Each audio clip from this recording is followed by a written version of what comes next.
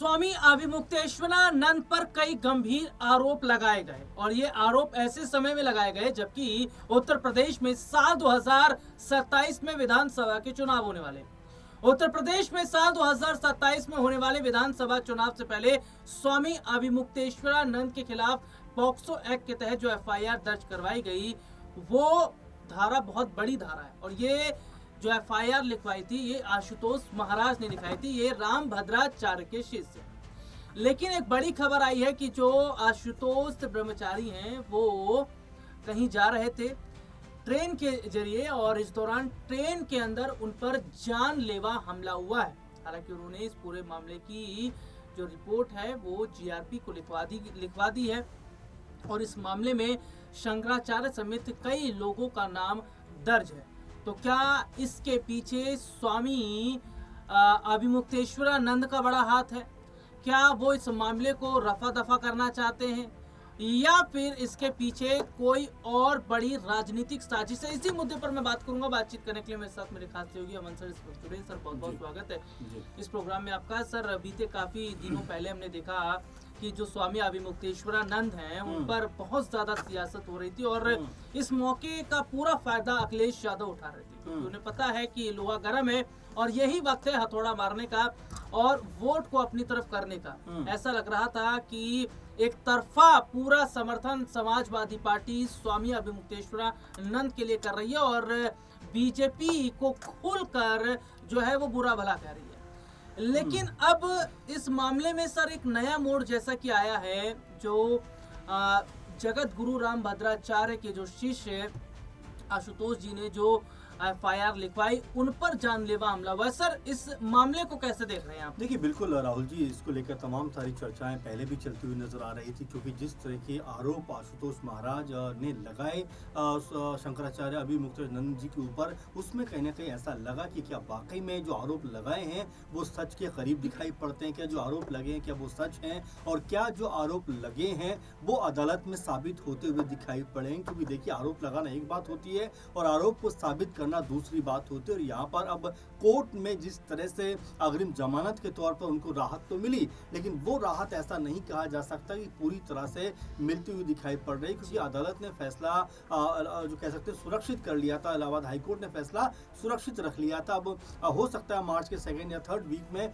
उसके ऊपर कोई फैसला आता हुआ दिखाई पड़े। तो फिलहाल जो पूरा मामला दिखाई पड़ता है, क्योंकि आशुतोष महाराज ने, जिनको आशुतोष ब्रह्मचारी भी कहा जाता है, उन्होंने कहा है कि भाई मेरे ऊपर जानलेवा हमला हुआ है, बाकायदा तहरीर दी है, शिकायत दर्ज कराई। अब इन शिकायत में कितना सच दिखाई पड़ता है और जिन लोगों ने हमला किया है वो लोग कौन थे, उनके बारे में क्या पुलिस जांच कर पाएगी, क्या उनको पकड़ पाएगी, क्या उनको उनसे जो है ये राज उगलवा पाएगी कि भाई इसके पीछे आखिर कौन था। क्या ये जो आरोप लग रहा है कि अभिमुक्तेश्वरानंद महाराज जी की तरफ से क्या उनके लोगों ने ये हमला किया है, तो तमाम तरह की अभी बातें जो उठती हुई दिखाई पड़ती हैं। लेकिन यहाँ पर ये ज़रूर कहा जाएगा कि जो आरोप अभिमुक्तेश्वरानंद महाराज जी के ऊपर लगे वो अपने आप में बेहद संगीन और गंभीर थे। जहां पर कहा गया कि उन्होंने जो अपने बटुक होते हैं, जो बच्चे होते हैं, कह सकते हैं कि उनके आश्रम में रहकर तमाम तरह से शिक्षा दीक्षा ग्रहण करते हुए नजर आते हैं, उनके साथ में अनैतिक संबंध बनाए।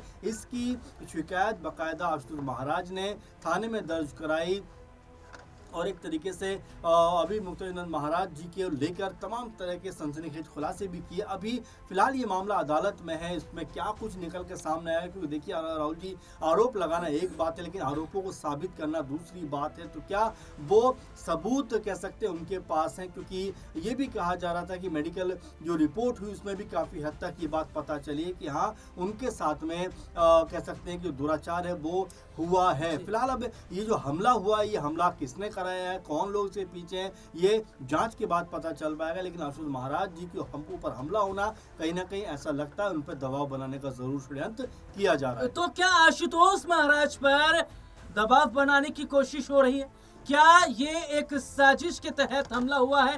हालांकि इस मामले की आगे जांच की जाएगी और जो आशुतोष महाराज हैं उन्होंने कई लोगों के खिलाफ एफआईआर भी दर्ज करवाई है।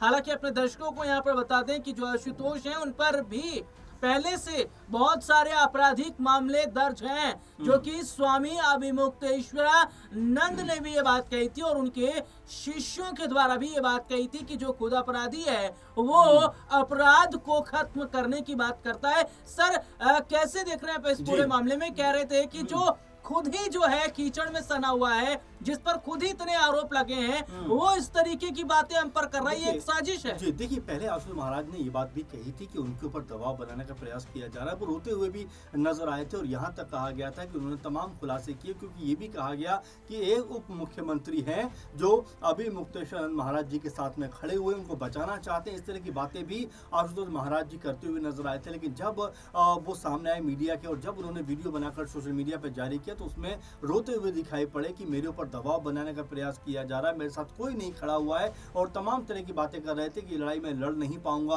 अकेले आगे बढ़ नहीं पाऊंगा, क्योंकि जो लोग हैं वो मुझे परेशान करना चाहते हैं। ये तमाम बातें आशुतोष महाराज जी ने कही। लेकिन अब जिस तरह से उनके ऊपर हमला होने की खबर आ रही है, हमला उनके ऊपर जो हुआ है वाकई में अपने आप में बहुत ही अहम ये बात हो जाती है कि क्या कुछ लोग हैं जो यहाँ पर आशुतोष महाराज जी को डराना चाहते हैं, उनको उनकी आवाज़ को दबाना चाहते हैं, उनको कमज़ोर करना चाहते हैं। तो ये तमाम पहलू इस पूरे मामले के निकलकर सामने आते हैं। और सबसे महत्वपूर्ण बात कि जब कोर्ट में मामला चल रहा है तो आखिर देखिए कोर्ट ही इस निर्णय पर पहुंचेगा कि जो आरोप लगे हैं शंकराचार्य जी के ऊपर वो क्या सही है, क्या वो तर्कसंगत है, क्या वो सबूत उनके खिलाफ मिले हैं, और जो भी वाजिब कार्रवाई होनी चाहिए अदालत वो करती हुई दिखाई पड़ेगी। लेकिन उससे पहले ना तो हम उनको गुनाहगार मान सकते हैं और ना उनको बेगुनाह साबित करने का प्रयास कर सकते हैं, क्योंकि ये पूरा मामला जो है कोर्ट के अधीन है और कोर्ट तमाम चीज़ों को परत दर परत देखता हुआ दिखाई पड़ रहा है। और ऐसे में जब उनको थोड़ी राहत मिलती हुई दिखाई पड़ी थी, यानी कि जिस तरह से उनको खतरा था कि वो जेल जा सकते, लेकिन अग्रिम जमानत पे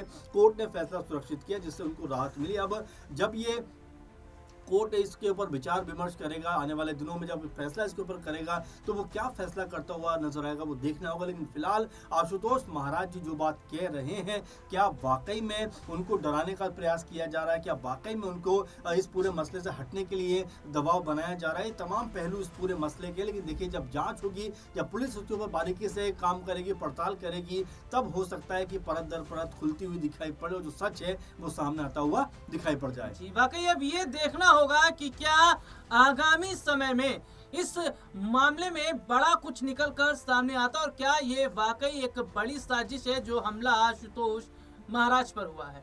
अब हालांकि ये भी देखना होगा कि यूपी चुनाव में जो स्वामी अभिमुक्तेश्वरानंद की अगर मैं यहाँ पर बात कर लेता हूँ तो जिस तरीके से उन्हें अपने साथ मिलाने की कोशिश जो समाजवादी पार्टी की रही है, क्या वो ब्राह्मण वोट बैंक को तोड़ने में कामयाब रहेंगे, क्या वो हिंदू वोट बैंक को जो है तोड़ने में कामयाब रहेंगे। हालांकि जो यूपी का 2027 का चुनाव है वो किसी कठिन परीक्षा से कम नहीं है। ये चुनाव जहां योगी आदित्यनाथ के लिए दिल्ली का रास्ता भी तय करेगा, क्योंकि ये बात कही जा रही है कि आने वाले वक्त में प्रधानमंत्री के वे दावेदार हैं, तो दूसरी तरफ ये अखिलेश यादव के लिए भी उत्तर प्रदेश में बड़ी चुनौती रहेगी। अब देखना होगा कि यूपी की जनता किसके साथ खड़ी होती है। फिलहाल इस प्रोग्राम में इतना ही, मुझे और सर को इजाजत दीजिए।